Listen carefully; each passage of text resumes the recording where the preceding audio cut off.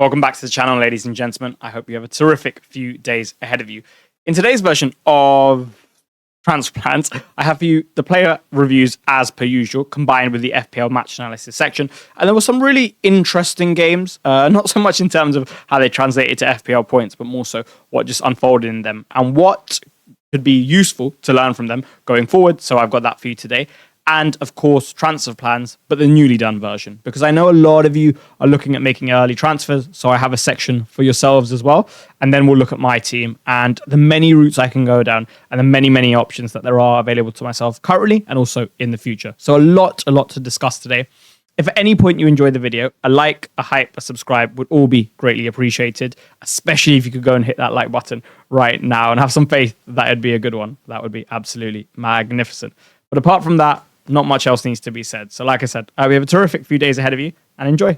To start with, I will talk about my defensive unit coupled with the game week score and where the rank's at in general.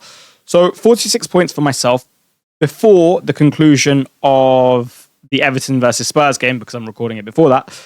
I have a rank of 4.61 million, which is a green arrow of roughly 500,000 places. Now, anything could happen in that game and it could go down, but the safety score was at 38. So having a whole 8 points above the safety score, where the ownership outside of Tarkowski and Njai isn't too high, and even that too, it's mainly from engaged managers, I should be okay to see back-to-back green arrows.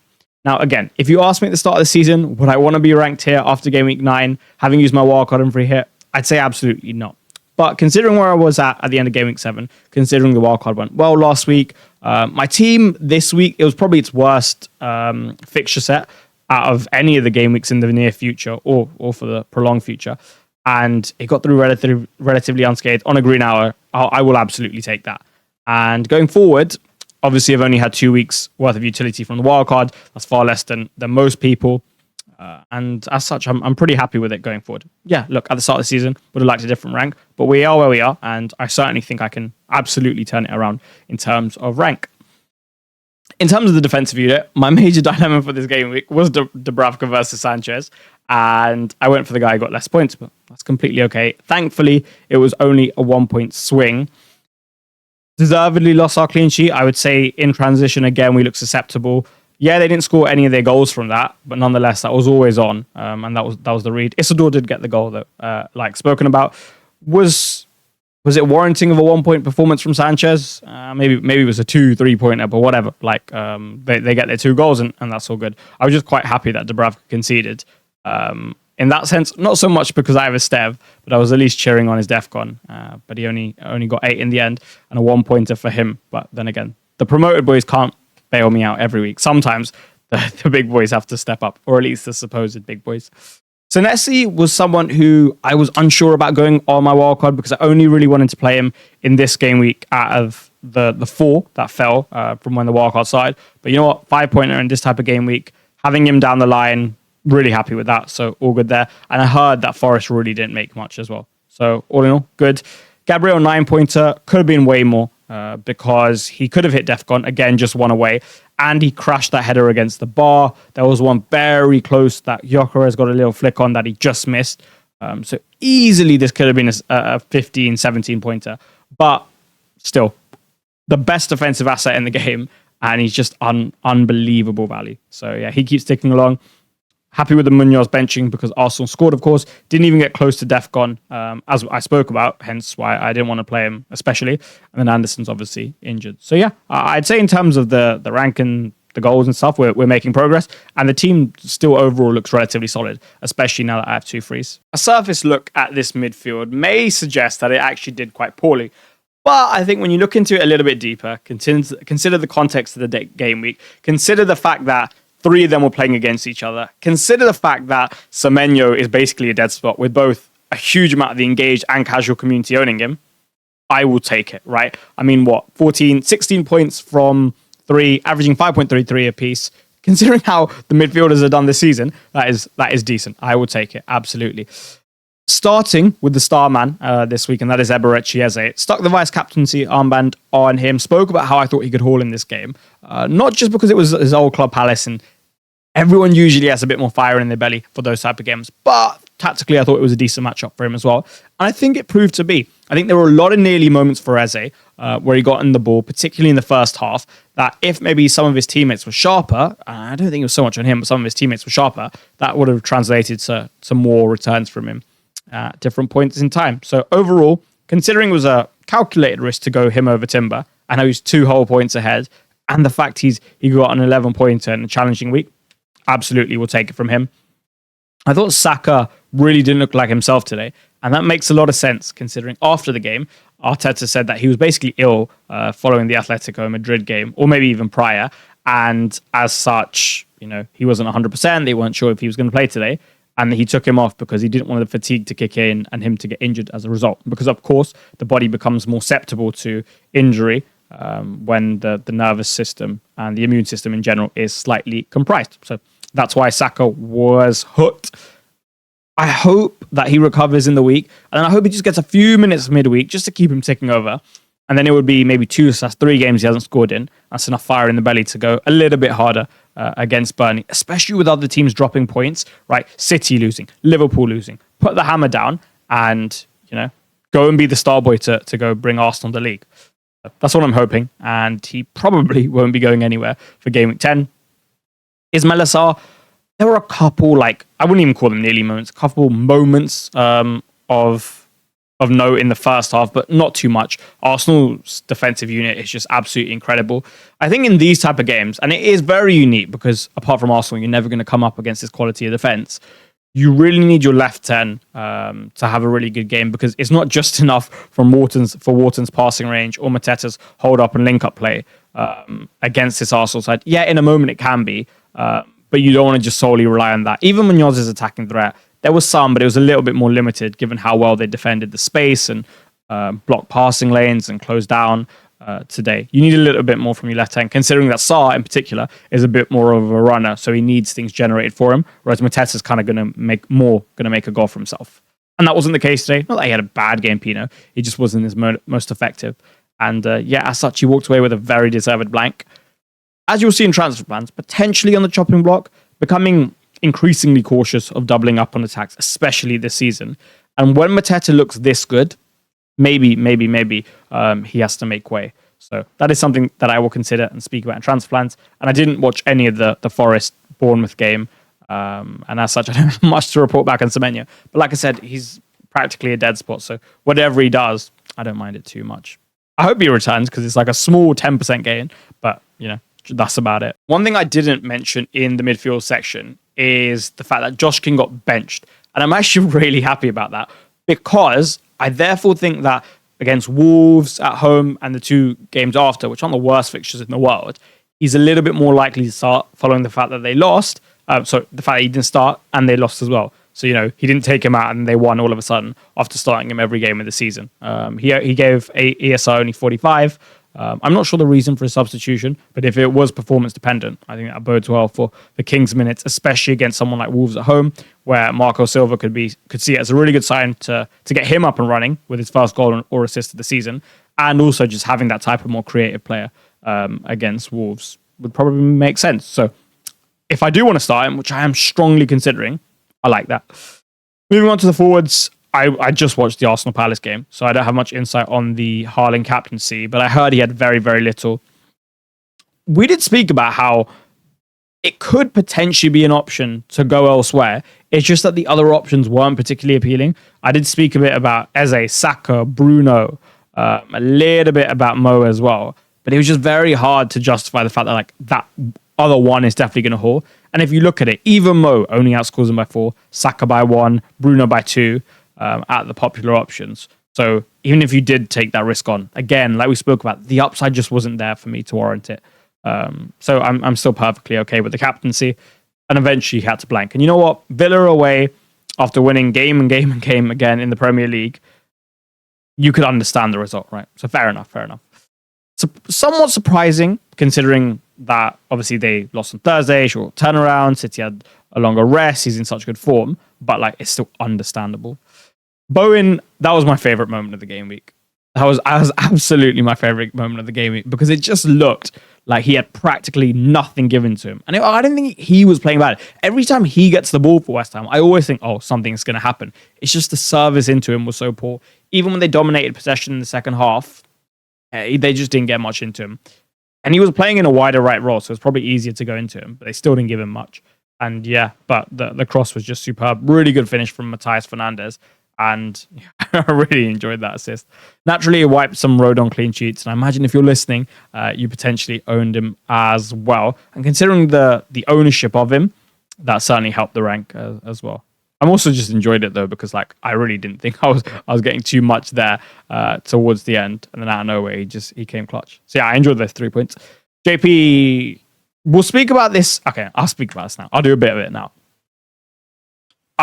Before I get into all the negatives or perceived negatives, I would say that Maresca said that he's not training properly, right? And not training every day because he is injured. And he's quite clearly injured because Brazil didn't call him up either. And I think there is a part of it that he's just playing because of our lack of depth, especially in like the same ring of quality as him. But yeah, he does not look good. And for example, this game, right, we were excited to have him back at 10. That is a better position for him, in my opinion.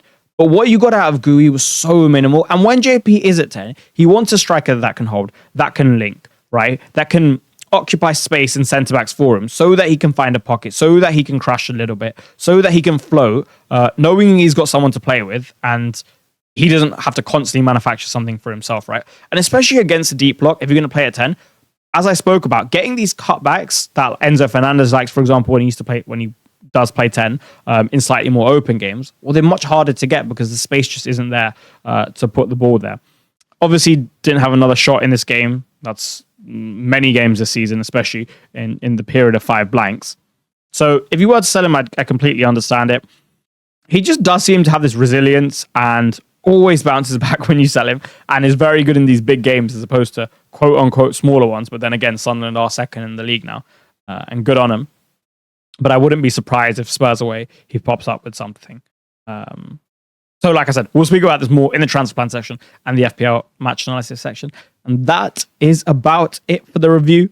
I mean, 46 points to finish on, all things considered, I'll take it. And I look forward to what will be, I think, a much higher scoring and very, very interesting Game Week 10, which will also be a bit more swingy, I think. Only fair that we start with one of the title challenges, at least, and that is, of course, Sunderland. I thought that it was almost a carbon copy of some of the games we've seen from Chelsea in the past when it comes to low block challenges. Even against Nottingham Forest in the first half, I tweeted about Neto's selection, and yeah, you can say he got a goal and assist, but realistically, the free kick was just poor keeping from Sales. I didn't think it was a magnificent free kick in any capacity. Yes, it was a good cross, but that's just one moment, and to be honest, it's replicable to an extent from other players on the pitch. Yes, he's a very good crosser of the ball, but had he not been there, maybe you would have penetrated in another way.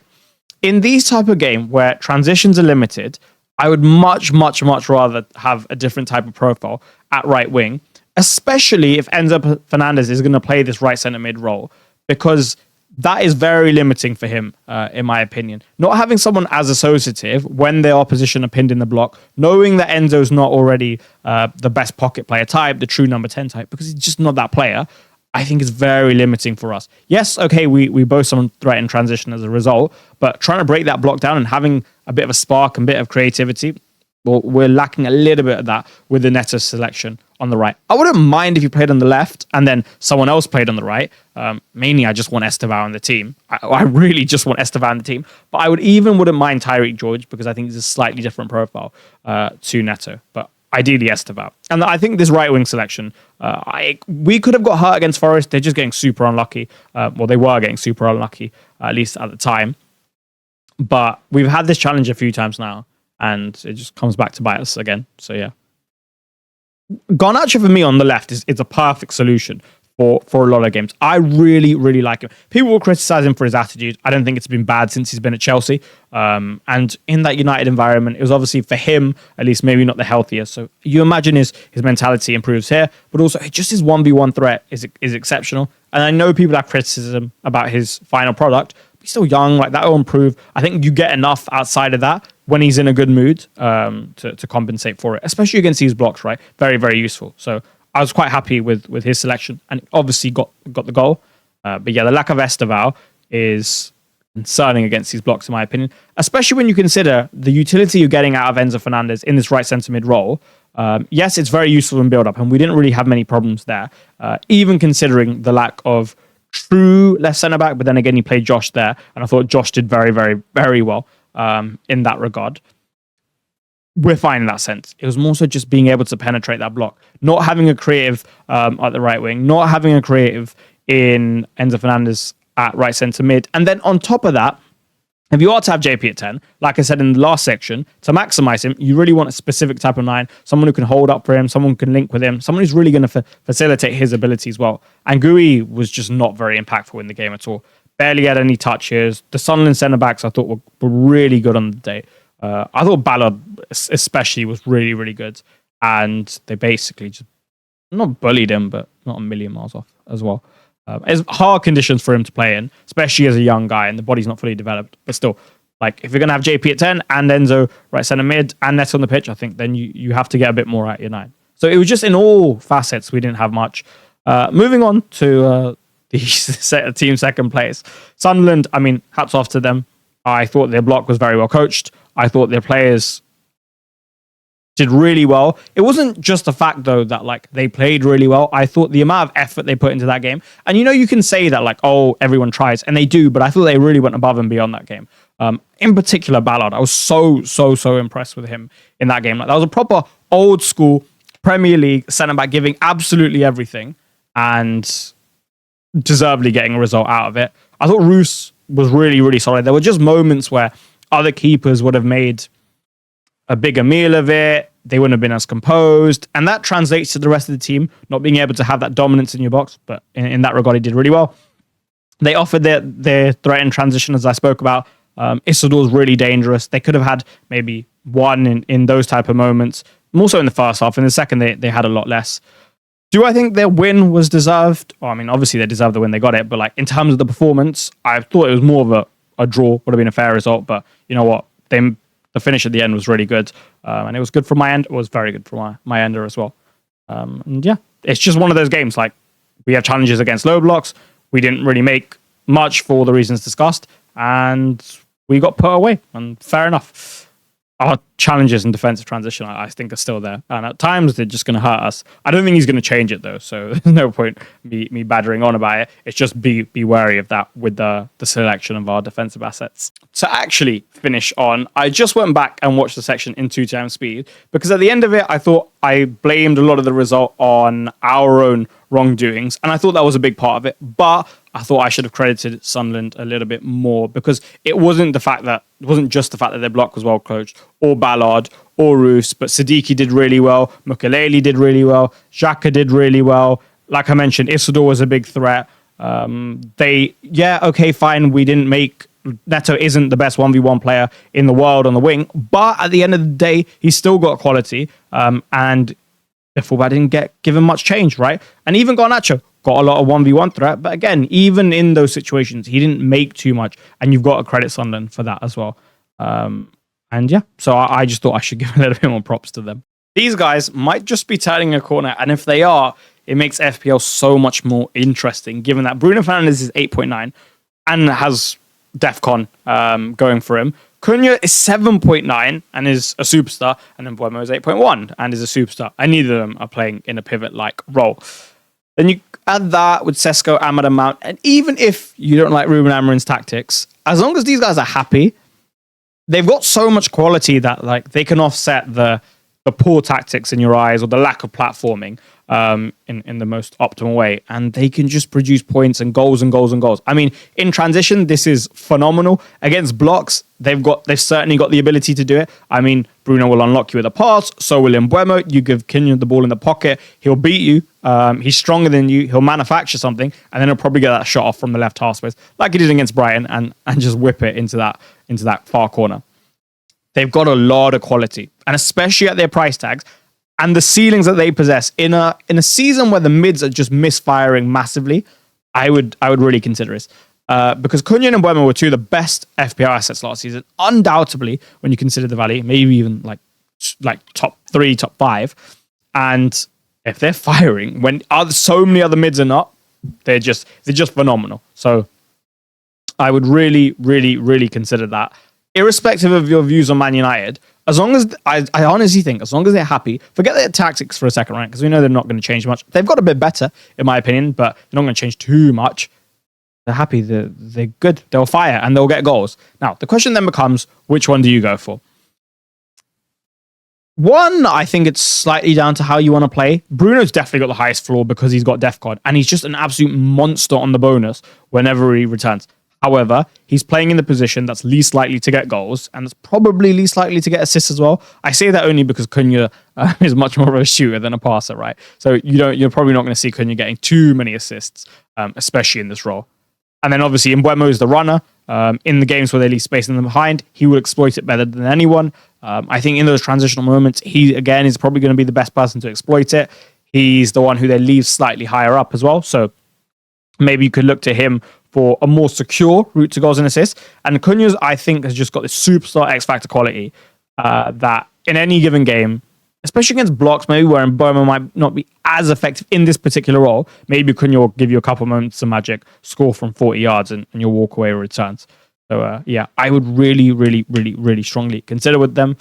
I think it's a very similar story that we've seen with Brighton for a while now. They will make chances, like they had that Welbeck one, Minter had a few, Ruta had one, but for whatever reason, they just don't seem to finish particularly well. Sometimes it's the final pass, sometimes it's a finish, and it's why you don't see Brighton blow teams away in the way that they could have done so many times in the past. Like they should have scored more than they did. I know they got 2 late goals, but they had enough to score earlier on. Minter, I keep saying the same thing. He's got so much quality, right? For me, it's just a mental block when it comes to that final third, the last action. And if he fixes that, then he's going to be a superstar and Brighton will score a lot more goals. It's very difficult to keep a clean sheet against them, especially as a bigger team, because they always manage to score in their games, but they really just don't keep too many clean sheets themselves. I think with the way that they play and the spaces and most of the distances that their defenders are exposed to and the types of situations that they're exposed to, overall, they're very dangerous. And as long as the opposition has some quality, with the volume of opportunities you're giving them to exploit you in a game and the number of different ways you can do it, I think that it's very hard for them to keep clean sheets. So I'd still be avoiding the defense. And I also don't think they've kept a clean sheet in a long, long, long time. I'm talking like 15-ish games. I did speak about in the first section Amarin's changes. We obviously saw something slightly different against Liverpool. We've seen less of the 5-2-3. For example, at Liverpool, we saw when they were very high, it was a 4-4-2. Then it was more so translating to a 5-4-1. At times, yeah, the 5-2-3 was still there, but less and less so. And in my opinion, and in many other people's opinions, that's their least... that would be the least preferred structure defensively. So, if that's going away, and like I said, they're happy. They don't have much midweek football at all this season because obviously they're out the Carabao Cup. They don't have Europe. They have so much quality. Okay, fine. Maybe they'll concede some goals here and there, but they can also just blow teams away with that quality. And you could see them getting points in that fashion for the attackers. I thought De Ligt's actually been quite good this season. I think Maguire, when he plays, especially against Liverpool, slightly different central centre-back role, a little bit more aggressive when they were pinned in that deep block, which he's really good at. Lenny Yoro, for me, is a big talent at right centre-back. Luke Shaw's been pretty good this season. The wing-backs, I mean, Ahmad obviously isn't a defender, but he's doing decently well. You're still getting quite a lot of attacking output from him. I just think if you can get more out your left wing-back, all of a sudden, at least from FPL, like, it will be okay. You probably don't want to go for one of the defenders, but the fact that you're not going to be conceding as many goals is a good base for your attack to go on, right? You're not constantly losing the momentum, right? You're not scoring and then conceding. You're like, you have to go again. And another thing is, we always talk about Bruno's creativity in the middle and the threat that generates for Cunha and Mbeumo and Sesko as well. But Casemiro's passing is really, really good. Fantastic at breaking lines. Got great range on him as well. And as long as he's going to be in the side, which he very much looks to be, that's another route to goals. So what I'm basically trying to say is they're probably going to score goals. And as such, having one of their assets, I think, could be a smart idea. Realistically, this section on Liverpool could be 30 minutes long, where we go into an extremely deep dive as to why they've suffered such a downturn in form. And it's not just in results, but their form, even from the start of the season, really hasn't been great. more so for entertainment purposes, I've listed some symptoms/causes of this downturn. And for those listening, they include a lack of destroyer midfield, the fullback pairings, because I do not think Kirkes and Bradley is particularly complementary. I do not left-hand side relationships. I don't think Kirkes, Van Dijk, and Gakpo, mainly Kirkes and Gakpo, and then Kirkes and Van Dijk have established the best on-pitch relationships. The platforming of Salah with a lack of Trent's passing and the underlaps and overlaps from the right back, or at least the quality at which it's being done. The build-up issues, the morale doesn't seem great, the out-of-possession work rate, having both Salah and Ekitike in the team, the press, without having a destroyer, and a fairly lethargic first line, the Slot's always had, since he's come here, hasn't really worked, and you could go on and on and on, right? But like I said, those are more so for entertainment purposes. But now I will do a little bit more of a surface-level analysis. Essentially, it's just not good enough from Liverpool, and they put so much pressure on themselves to score goals, given the number of goals they're conceding, but also just chances in game. So you can't maintain that momentum. You can't keep that flow. You can't pin your opposition in the block and then just put them under pressure again and again and again, like they used to do with their counter press and retention last season. They're not doing that, and they're suffering as a result. You can criticize Salah's performances, fair enough, but I seriously don't think they've been that bad. I think the conditions have been pretty poor. And I do think just at times he's been a bit unlucky. To be able to generate the net threat that he still does, I think is very impressive. And yet, okay, sometimes he shoots now and it goes wide of the post instead of 2 inches inside. But okay, everyone goes through those periods, right? And he can't always be your superhero that saves you. Sometimes other people have to step up. And I thought you've had very little out of Verts. Very, very little out of Verts. And the body language doesn't look great either. So I think it's so unfair to criticize Salah, especially to the extent that's being done. And when you consider who he is. I also think just in general, their attacks have been a bit unlucky. Like, they do create quite a few chances. And had their finishing just been a bit better, or they been a bit luckier, let's say, for example, against Brentford, they finished a couple of the chances, which aren't the hardest in the world, and they put it away.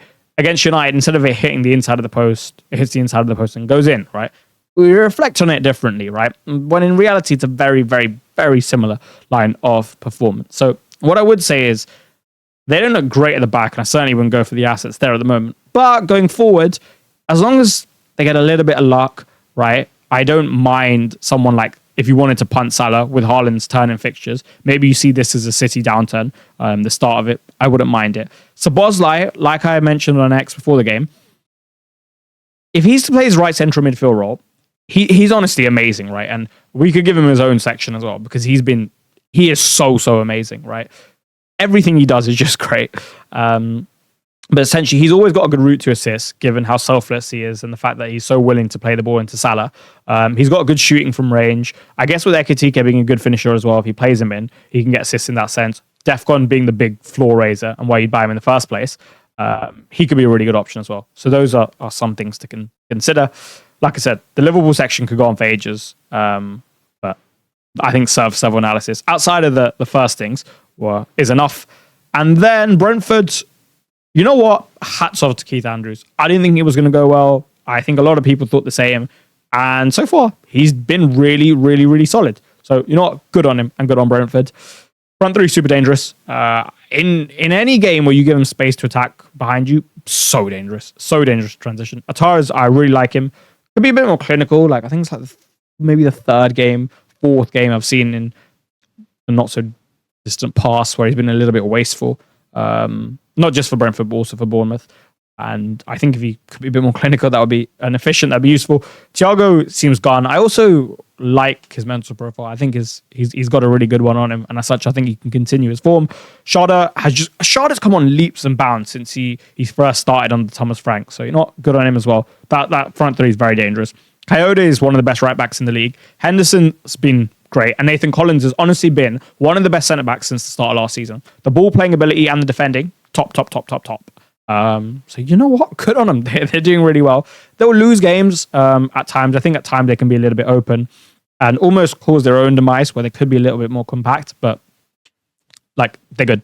and they'll probably continue to be a little bit of a problem. And if they can ride away with a form, then much bigger problem. I wouldn't say there's too much to speak about here. I don't think we learned so much that we didn't already know. I would say it reinforced to me just how good Arsenal's defence are. Palace are one of the biggest transitional threats in the league. Munoz, Mateta, Sarr, and Wharton's passing range. And you know what? Arsenal, especially in the second half, they gave him nothing. Quite literally nothing. Palace had 0. In the first half, they had some moments in maybe the first 20 minutes, but still, it wasn't like anything super clear cut, right? And over 90 minutes, okay, you're going to concede a few, I wouldn't even say half chances, like a quarter chance, if you want to call it that. They're just amazing. And you could go on and on and on, but they're just the best, right? Defensively, they are sensational. The only real concern I have for them not going on to, I guess, win the league now with how things look, and things can change so quickly, but as things stand, is the output you get from your left wing and 9, not just in terms of goals and assists, but also generally, like, creatively. But I think Gyökeres is actually helping other people in the system, given the fact that you have a striker who now occupies the centre-backs, who's willing to run in behind a bit more. That verticality stretches and creates space, whereas Havertz was being instructed to rotate a lot more into these 8-like zones. At times, he would basically be in line with the midfield, and there would be basically no one on the fullbacks or the centre-backs on that last line. Right, but now you have that in Gyökeres, and I think Saka and Eze are profiting from that. So as long as that keeps happening, as a non-owner of Gyökeres and owning the other two, that's good. I'm all for it. With Eze, I think when I watched him at Palace, the body language is a bit different. I feel like he had a bit more of a swagger in his step. Understandable, new club, new environment, new players, new teammates, step up in, I guess, the caliber of club and the games you're playing. I think he'll get there eventually and have that a bit more swagger in his step again. It's not like he's playing bad. I thought, like I said in the earlier today in the team review, I thought he's probably Arsenal's best attacker today. It's just that knowing he can go up a couple gears at least, I would like to see him do so. And when he does that, get that swagger back a little bit more, I think it would be a big problem. And yeah. Moving on to one good thing for Palace, I would say that Mateta generates so much threat, even against Arsenal, right? I don't think his teammates help him out too much today. But even against Arsenal, he still looked dangerous in terms of like being able to make something potentially in his hold up, right? In his link up. He can still go in behind as well, even though he's a big guy. So, and technically very sound. So yeah, I really good. And going forward, this will serve as a great act for your floor, for your returns. Munoz is still really attacking. Even in this Arsenal game, yeah, obviously he has to defend more than usual, but still the positions he's picking up, very attacking, very competent in the final third, and I think he could be a good buy. A very good buy, maybe. Nice upside play against all these DEFCON monsters, when he can still get DEFCON and clean sheets and attacking returns. I will go through this quickly, and if you want an even quicker version, you can go to my X, just search West Ham in the search bar at the top, and I basically just say all of this in the tweet. 1, Souček's platforming in the first half used in a deeper fashion. To me, yes, his size and frame may suggest he's a defensive midfielder, but I do not see him as that. For me, this is a most advanced of a 3 midfielder. He's a box crusher. He's someone you want playing in maybe close proximity to your 9 to create a lot of second ball situations for them, to do a lot of their dirty work, to win duels, especially aerial duels, get on the end of crosses, right? So if he's going to play, I think he should play as the most advanced of the 3. I wouldn't mind him not playing, personally. I think if he isn't to do so, and I think if he is to do so, 1, you have challenges in build-up because neither Kilman or Todibo in a 2 are too comfortable with that in mind. He doesn't contribute in build-up, right? You're not able to get attacks going. You can lose the ball higher up the pitch, and obviously the obvious problems that stem from that. So yeah, those are the issues, I think, playing him deeper. And if you're going to play him a bit more forward, I guess you lose the Paquetá juice in that number 10, and that's probably not ideal. Ideally, I'd probably like a 4-3-3 as opposed to a 4-2-3-1 with Paquetá allowed to also be the most advanced midfielder, but then also allowed to rotate deeper to help him build up because he's easily, by miles, just the best at doing that in that team. So you got to go him, Fernandes for his quality and his engine because we've spoken about not having legs in midfield for West Ham. Big issue with their team. So I'd have those two as automatics and I'd probably pair it with Magassa.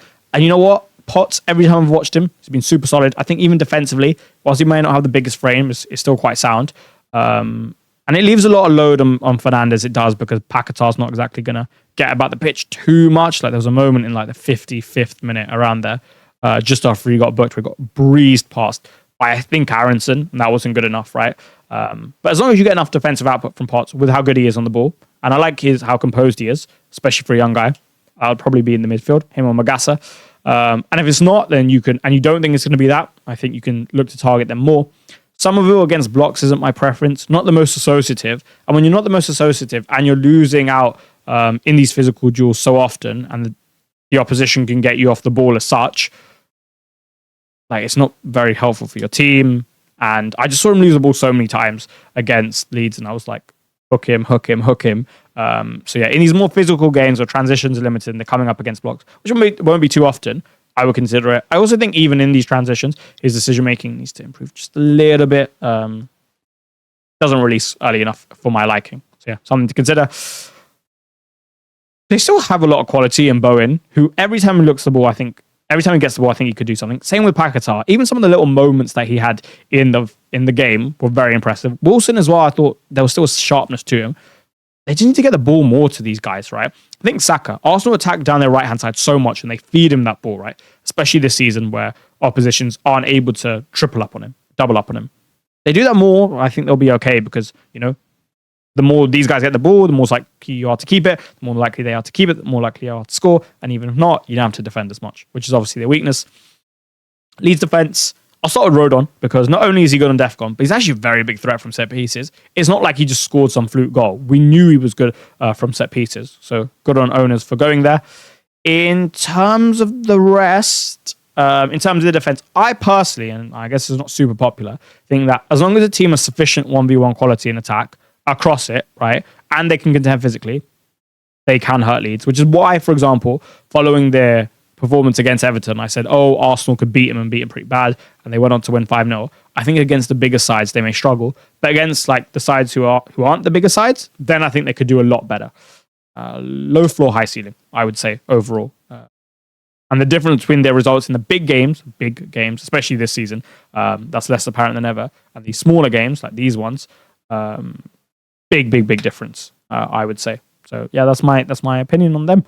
But look, they're doing well. Clearly a very physical side. They've definitely got quality, undoubtedly. I personally just think 1v1 you can get at them defensively if you create the situations for yourself. But overall, especially from promote side, they're doing well. What you can see on screen is the top of my community website. And as it says, our managers did achieve massive success last season.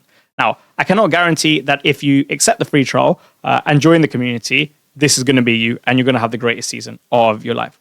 What I can guarantee, however, is that the chances of that happening will certainly increase and you'll probably have a better time playing FPL with all of these people around you. Not only are there so many helpful managers and good managers in that community, as you will see linked on the site below, top 10k finishers, top 5k finishers, top 100 finishers last season. There's also just some brilliant people and friendships being formed and a bit of banter as well, of course.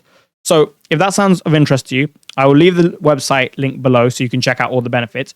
All you have to do to sign up for this free trial for the next 2 weeks to help with your transfer decisions and all your free transfers and maybe wildcard 10 is quite literally comment the word membership and I'll give you access to the free trial through DM or an email. Alternatively, you can just skip that step and DM me or email me straight away and I will get you in there. And I look forward to seeing 10 of you there. Platinum or diamond, either is absolutely okay. Moving on to transfer plans. And in this section, this one is more about your team and players you will be considering buying or selling or holding. Just quickly going through them so you know my rough thoughts on them. If possible, and I know some of you are tied via cash restraints. I know that, right? Because I've seen it, especially with the wildcards flying about and trying to maximize your squad. You haven't left much in the bank and how the season's gone. Fair enough. You don't have much in the bank. And as such, if you wait on JP to Mateta, as an example, you won't be able to afford it if Mateta rises or JP drops or both, right? It's just with the midweek games. And the fact that Liverpool Palace could have double game week implications down the line, it could increase the likelihood of one and a blank game week. It could wipe it out automatically. But if the opposite happens and Palace win, then, all of a sudden, maybe you'll be happy to keep an extra transfer here or there.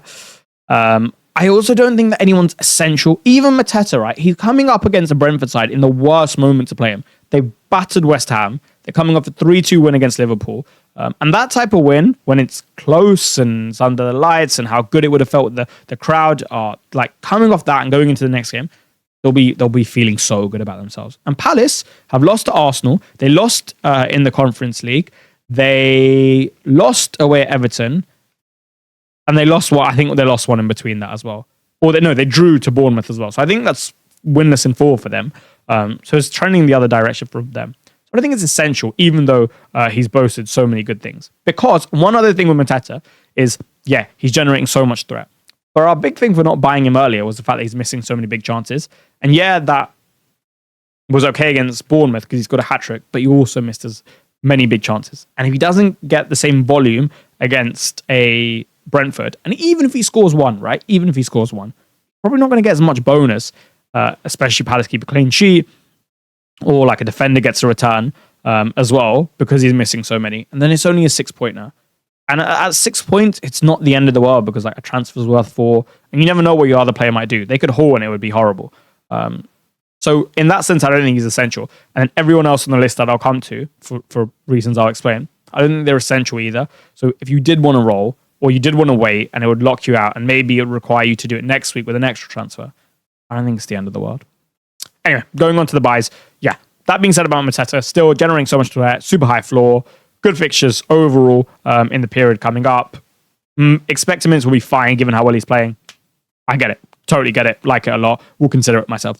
Impenetrable spoke about United's attack in such a positive light earlier. Superb player. Has a track record from last season of just being unbelievable. Obviously, had penalties to assist him last season, but still a goal scorer, a proper goal scorer. You want to go here? I get it.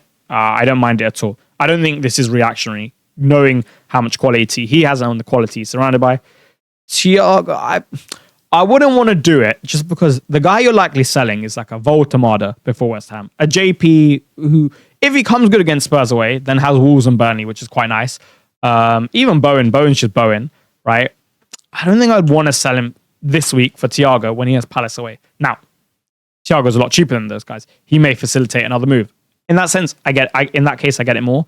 But I would still consider just maybe being a bit more cautious. That doesn't mean you don't do it. It's just that you consider the risk a little bit more, maybe than you would in other situations. If there was anyone to be essential on this list, I think it would be him. I mean, they look like it's so difficult to score against. You know what? He's got more attacking threat than like most midfielders this season, considering how poorly some of them played and just also the trend of the Premier League, right? And how defenses have been going. I could have had another attacking return today and probably should have. If you don't have him, especially with DEFCON, and the fact that you're pretty lucky to get away with it this week and last, given he hit 9 in both. If there was anyone that was essential, I'd get this guy. Munoz, I really like Munoz. I think he's such a wonderful combat against, such a wonderful weapon to combat the template, because he actually can hit DEFCON, right? Let's say with him, maybe 1 in every 3.5 games, okay? And he's also playing for a defense overall that's still got a lot of ability. Like we saw today, Arsenal didn't make too much, right? They did more so in the second half, but not too much. Especially in the first, they kept him out well. And he's got that attacking threat. And when you get a goal or assist, you also open yourself up to bonus, right? And being able to get bonus as a way to combat DEFCON. So even if you get an assist and you get 2 bonus, okay, that's DEFCON for 2.5 games covered now. And he can get it himself. I really like it. He's a big threat from set pieces though, and he's good on DEFCON. Lacroix and Richard's similar, so if you wanted to go there, I'd get it. Saka, I would wait. I would just see how he does, see how the illness goes. Because who knows, maybe Sunderland 11 is absolutely not what we thought, and it's nowhere near this great fixture that we thought. But yeah, I don't think that's going to change too much. But you know, one thing about him is he's never been this. Well, it's rare that you get these super big hauls from Saka. So with a bit of luck, you could probably get away with it. So I don't think you have to go there. Still my preference, right, over Gyökeres by quite some way. But I don't think you have to go there. And I wanted to talk about this. Going Saka and Eze is a wonderful way to protect your downside and access upside against double Arsenal defense and Gyökeres, right? Because for every clean sheet an Arsenal defender is going to get, they're going to get 4 points. But Saka's going to get one of those points, and so is Eze. So the downside, therefore, to any clean sheet really only becomes 2, and you get all of that attacking threat as well. And if they're not to keep a clean sheet and get an attacking return, then they're far more likely to also get the bonus points.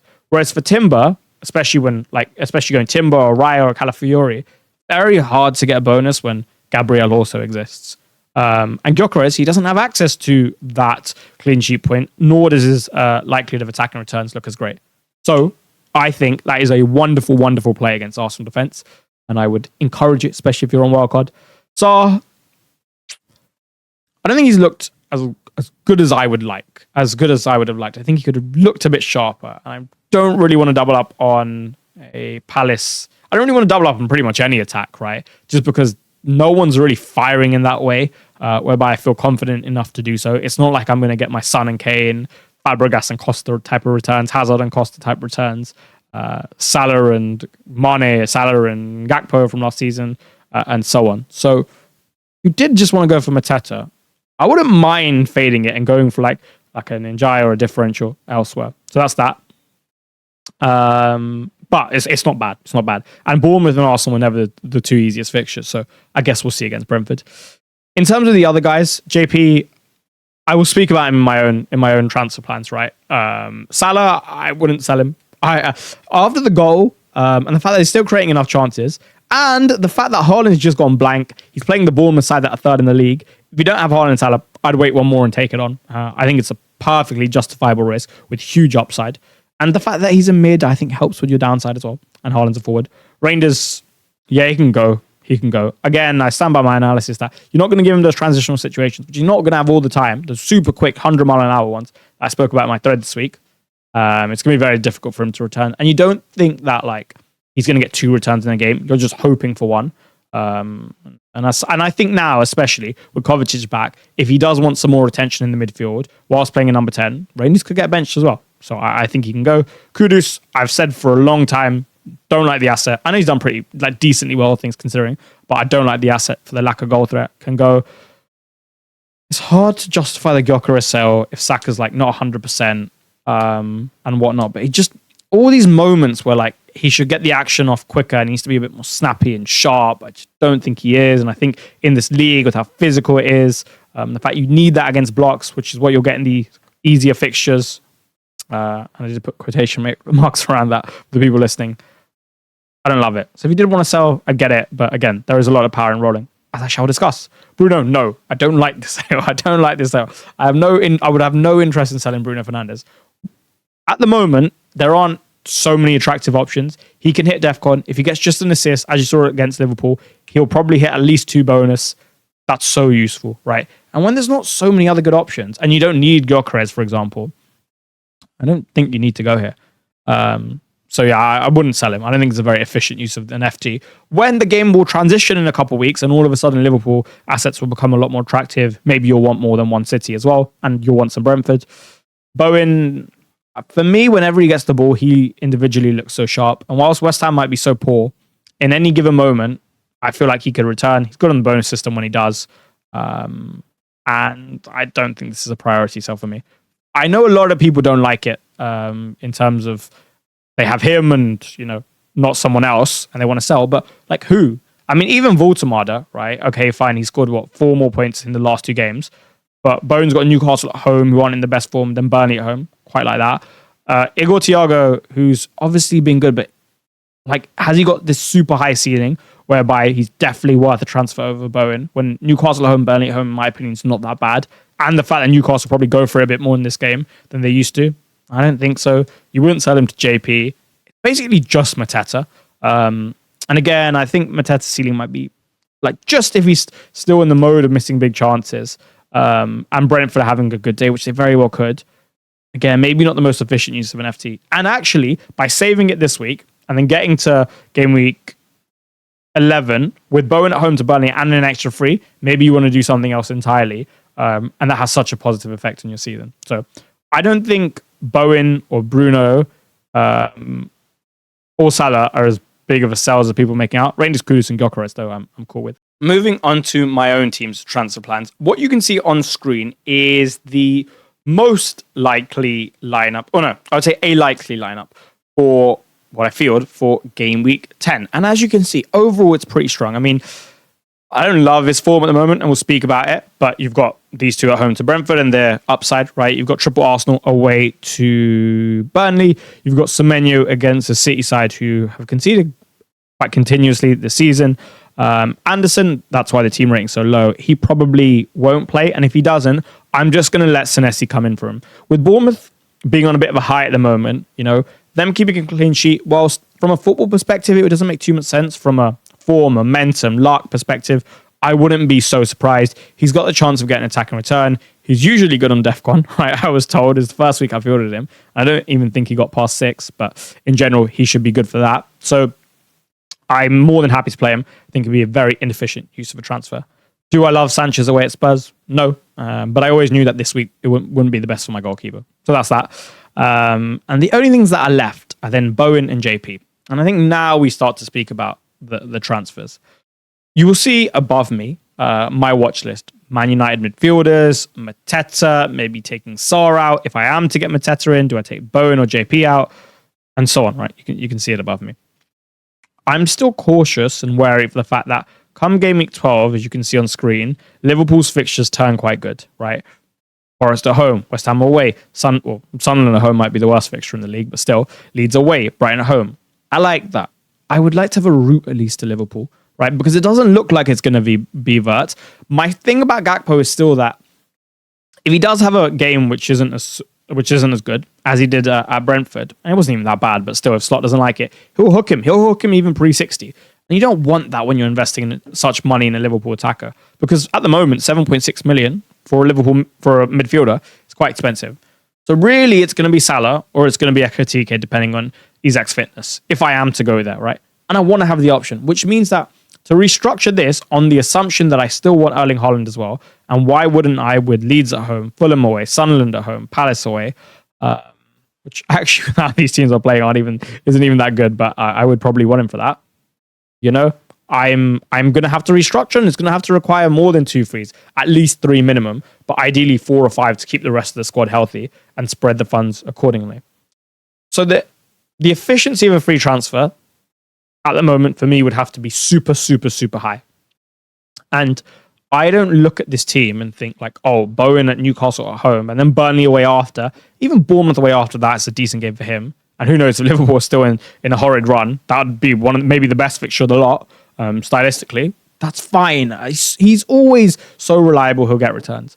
I guess the big one you could argue is JOAO PEDRO, right? Because if he is injured and the dynamics are still poor, irrespective of the fixtures, right? Especially because Arsenal at home in 13, so you can consider that to be a very hard one. Maybe he's just a sell. It's just the fact that he could be such a good long-term hold if he gets his fitness back. And the fact that he likes these big games. He did it at Brighton as well. That's why we called him JOAO PEDRO the Giant Slayer, right? And if that's to be the case, then, Spurs might be the perfect game for him to reintroduce himself to the goals and assist chart. And again, I just come back to it, like, is it the most efficient use of the transfer? I don't think so, especially for Bowen. Now, JP would require 2 frees. And do I want to use both of them and leave myself shortchanged down the line? What happens next week if I really do want a Man United mid? Or in game week 12? Then, I'm blocking myself, right, from all these assets, or from Mateta, when I don't think Bowen and JP are that bad. Not to mention, like, a United mid or Liverpool, or whatever else could come down the line. The other thing about the team next week, before I move on, is Josh King. I think he'll start at Wolves at home. I think he'll start to Wolves at home. Wolves are probably the worst side I think they are the worst side in the league this season. So if I get cold feet, I don't think I'm going to bench Bowen. So if I get cold feet on JP, right, and I just don't fancy it, I'll be a little bit nervous to watch that game with him on the bench because he does like these big games. I could just bench him. And people say that like, oh, that's crazy to bench him for Josh King. But I mean, King's probably going to start against Wolves at home. They're the worst side in the league. In these type of games, or like in the moments where he's not had to engage in such a physical duel, or basically just that, he's looked quite dangerous and sharp. And I wouldn't be surprised if I get a return. Also, they keep a clean sheet. I'll get a point for that.